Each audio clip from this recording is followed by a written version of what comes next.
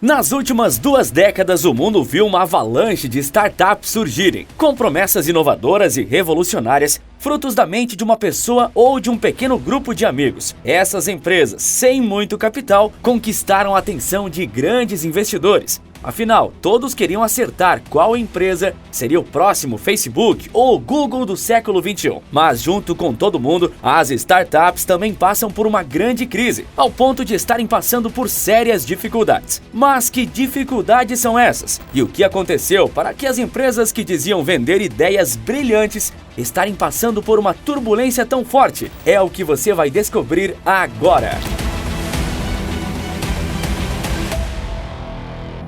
Uber, Airbnb, Nubank e outras empresas das quais consumimos produtos e serviços no nosso cotidiano surgiram como startups e só impulsionaram esse mercado a crescer sem ver navios. Desse impulso, jovens prontos para mostrarem ao mundo suas ideias se motivaram a fazer dessa ideia uma empresa que, mesmo pequena, poderia ajudar o mundo. Os investidores, com dinheiro em caixa do mundo inteiro, não perderam essa oportunidade e milhares de empresas foram surgindo anualmente, na expectativa de que pelo menos algumas delas pudessem ser sucessoras do Google. Uma ideia que precisasse de um investimento inicial baixo e que pudesse levar aos donos um lucro milionário. E levou, como nas empresas citadas, Uber e Airbnb. Mas o atual cenário com alta inflação e crise geopolítica fez aquela abundância de dinheiro acabar. E assim os investimentos estão indo para setores mais consolidados, evitando as startups. Essa fuga de capitais das startups as obrigou a reduzir os quadros de funcionários, que já eram enxutos, inclusive empresas de nomes conhecidos aqui na internet, que é o que você verá ao longo do vídeo. Mas esse cenário de queda do setor é irreversível? Existe solução? Primeiramente não é irreversível.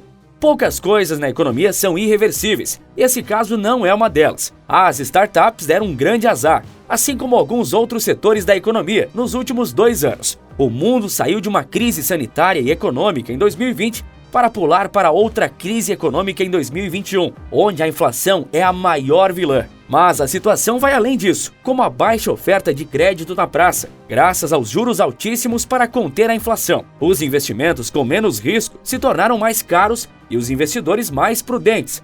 Isso obrigou as startups a fazerem empréstimos mais arriscados para sobreviverem. É o mercado financeiro corrigindo seu próprio rumo. De vez em quando ele faz isso mesmo. E o que isso significa? Que de tempos em tempos o mercado se autorregula. Esse processo ocorre quando os agentes financeiros, como investidores, percebem que podem ter cometido um erro ou um exagero ao alocar demasiado dinheiro no setor Y ou X. Com a crise energética, muitos investidores perceberam que estavam colocando mais dinheiro em sonhos de jovens empreendedores do que em poços de petróleo. E o preço dos combustíveis mostram isso.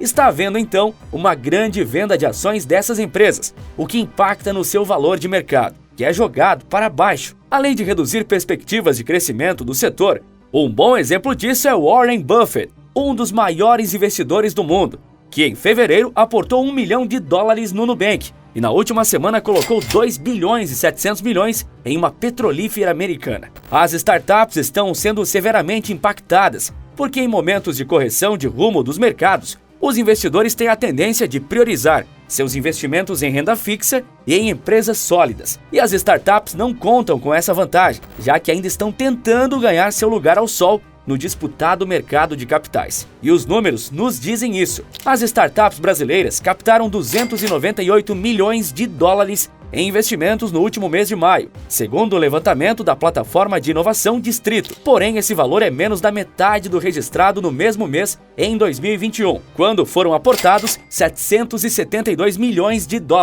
uma queda vertiginosa que colocou o setor em alerta máximo. Dessa forma, a plataforma Distrito identificou que os investidores estão mais cautelosos diante do cenário de inflação e juros altos, e os empreendedores, por sua vez, estão ajustando as próprias operações para não ficarem refém de investimentos futuros que podem não prosperar. Mas a situação é tão desesperadora para Orlando Sintra, CEO da BR Angels, que reúne centenas de investidores anjo, a situação não é tão alarmante. Ele diz que a correção de rumo do mercado é importante para tornar o ecossistema mais saudável, mas ele também garante que nenhuma grande crise afetou o setor de forma catastrófica e que esse é somente um período de desaceleração. E para alguns analistas, ainda há dinheiro no mercado, mas os investimentos são mais seletivos e buscam negócios realmente escaláveis, onde a possibilidade de um crescimento exponencial é mais concreta. Dessa forma, startups que conseguem demonstrar claramente todo o seu potencial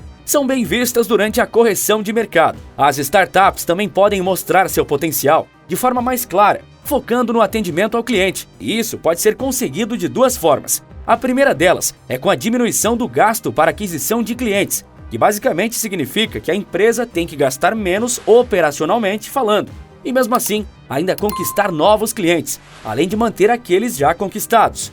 O que nos leva à segunda forma, aumentar a retenção de clientes. E o que seria isso?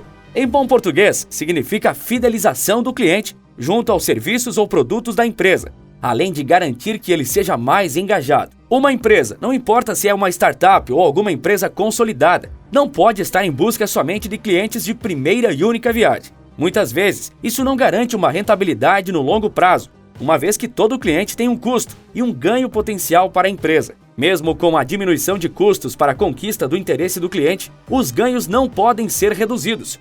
Pelo contrário, eles devem, de alguma forma, crescer mesmo assim. Portanto, a startup precisa que o cliente use seu produto ou serviço mais do que uma vez, que ele volte a comprar. Ela precisa que o cliente adquira sua oferta 1, 2, 5, 10 vezes. Precisa que o cliente se torne fiel e assim adquira outros serviços e produtos da empresa, não importando o valor. Esse é o processo de fidelização do cliente, onde ele se torna praticamente um ativo da empresa, disposto a consumir tudo dela. Porém, obviamente, isso não é algo fácil de ser conquistado.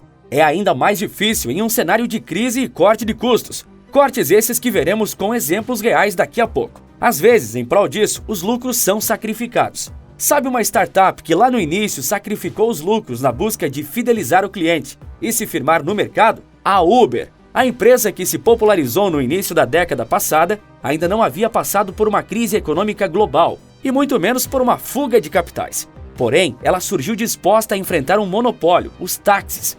Por isso, a Uber tinha que ter um atrativo grande para convencer seus clientes de que usar seu aplicativo era melhor do que chamar um táxi. E a empresa fez isso reduzindo ao máximo seus lucros, proporcionando viagens a custo baixo, o que agradou e conquistou os clientes. E ainda assim, conseguiu remunerar de forma satisfatória os motoristas, que era a ponte entre a empresa e o consumidor final. Quem não se lembra dos motoristas oferecendo água e balinhas em uma viagem de 5 minutos? Essa estratégia de servir bem para servir sempre vigorou durante toda a década passada e garantiu à Uber o reconhecimento de ter sido uma das startups que conseguiu se tornar uma empresa gigante, com presença em boa parte do mundo.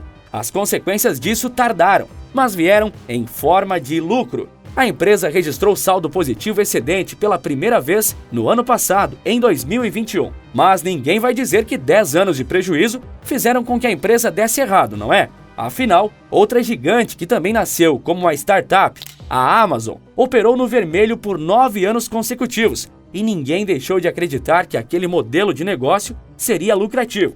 Só precisava de ajustes. E aquele papo de redução dos custos, onde se encaixa? Se encaixa agora. Histórica e naturalmente, quando a situação aperta, antes dos lucros serem reduzidos, as empresas e os empreendedores tendem a cortar gastos e reduzir custos com o pessoal, o que geralmente gera demissões. Em situações de crise como essa, em que o cenário interno é ruim e no resto do mundo é pior, as demissões são ainda mais costumeiras, como forma de dar uma sobrevida ao fluxo de caixa da empresa. Recentemente, uma empresa ganhou destaque por ter feito justamente isso. Foi a companhia Grupo Primo, comandada por Thiago Nigro, mais conhecido como Primo Rico, por Bruno Perini e Joel J, que demitiram 20% de seu quadro de funcionários. O Grupo Primo surgiu da fusão das empresas Speech, Grão e Top Invest. A companhia atua na produção de conteúdos educacionais sobre finanças nas redes sociais, vende cursos sobre investimentos e passou a atuar no segmento de criptomoedas em 2022.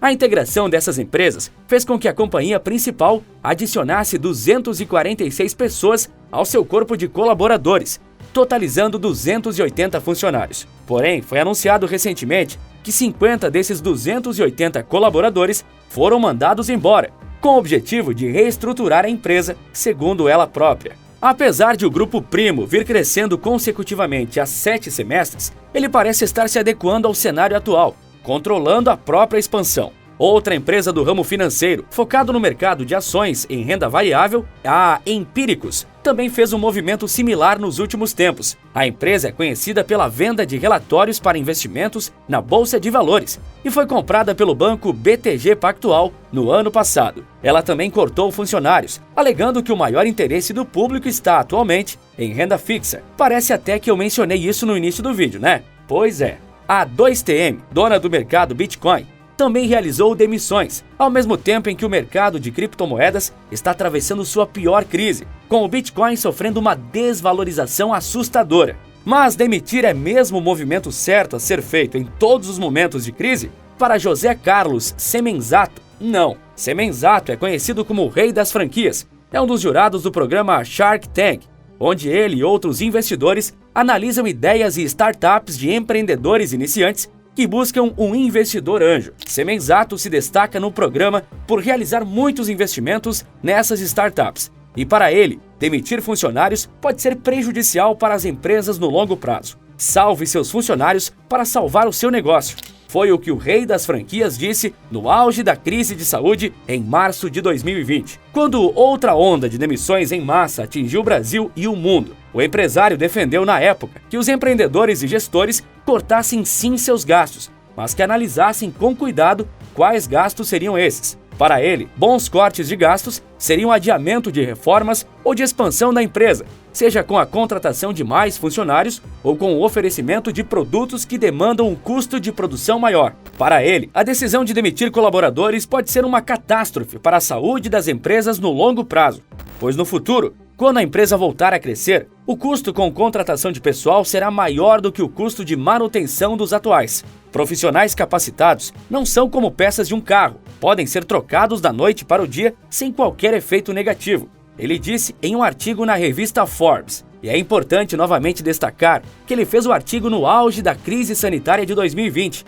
onde a situação demandava respostas mais radicais. Para o Brasil, o cenário atual é péssimo, mas nem longe tão ruim quanto o da época, quando toda a economia estava bloqueada, as cadeias de produção haviam sido quebradas e o desemprego imperava no mundo. Mas para o bem e para o mal, a rede de franquias de Semenzato, formada por diversas startups, desde redes alimentares até de estética, cresceu cerca de 50% naquele mesmo ano de 2020. Ele é o exemplo de que, mesmo diante das crises, alguns empresários conseguem não só sobreviver, como crescer se priorizarem a criatividade para superar seus problemas. É dos percalços que pode nascer o próximo Google. Quem sabe ele não está surgindo agora mesmo. E se você também quiser descobrir como eu produzo esses vídeos e como eu fiz disso um negócio para viver, que pode funcionar para você também, não importando sua idade, basta conferir minha aula grátis no primeiro link da descrição. Crise para todo lado, mas segundo Elon Musk, ela ainda vai piorar bastante. E para ele, isso é algo positivo. Isso mesmo que você ouviu. Quer saber mais sobre essa opinião polêmica do homem mais rico do mundo? E por que ele pode estar certo? Então clique no vídeo que está aparecendo agora na sua tela, que eu te conto tudo. Por esse vídeo é isso. Um forte abraço e bons negócios!